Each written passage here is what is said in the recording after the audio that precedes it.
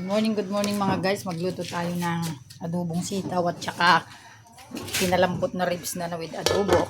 Yan po ang ating ulam today. Ganun.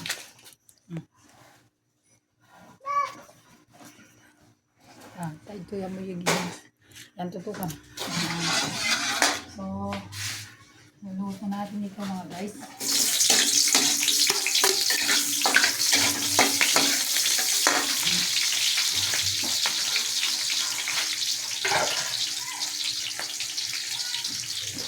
So, kung makikita nyo po, ito po ay yung pinalambot po natin na pinalambot po natin na ribs ng karne ng baboy. Sigalo natin sa sitaw. Pakasarap na po yan kasi na-adobo na mga guys.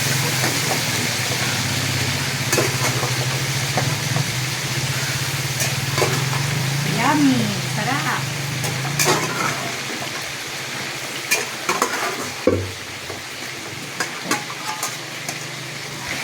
Mga guys, haluin natin ng ganon. Tapos lagyan natin, kasi ito ay naadubo na. Dahil malambot na, tapos lagyan natin ng isang katutak ngayon na sitaw mga guys. Ayan. Ayan, napakasarap mga guys. Mas na may lang. Ayan, ganyan po yan mga guys. Ngayon, haluin na natin mga guys. Oh, sarap ng si Dati Ilocano, kakabsa! Itong dati ribs na nagimasan. Swati, si Dati tayo kakabsat. Aduman ti may durong na ato yaw. Hey! Nagadaw. So, ang ulam natin na adobo mga kapatid. Tapos tataan na natin ng konting toyo mga kakabsat. Yan. Lagyan natin ng kunting sugar para matamis-tamis. Yan ang ating sitaw. Mamaya-maya, mga ilang minuto ay tiwaran tayong tumandamdamang kakabsat. Kung makita yun eh, oh. Adobo. Adobo nga nagdadaktulan, tirawanan. Yan, kakabsat.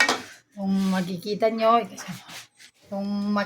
mga kapatid, kung niluluto natin na ito, si Daon ti tatrabaho. So nga luto ti ato ay adobo nga ribs. Yan dati baboy na. Yan, kita nyo. Nagdarak ko, kakabsat. Aduman ti may kuha na ato yun. May buson na kakana mga guys. Ayan. So, pag mamaya-maya, tatakpan muna natin at pag naluto na yan, ayos na. Lalagyan natin ng kunting suka mga guys. So, ganyan lang po ang aming pagluluto kami ng mga Ilocano mga guys. So, napakasarap po yung ating adobo kasi malambot na yung ribs.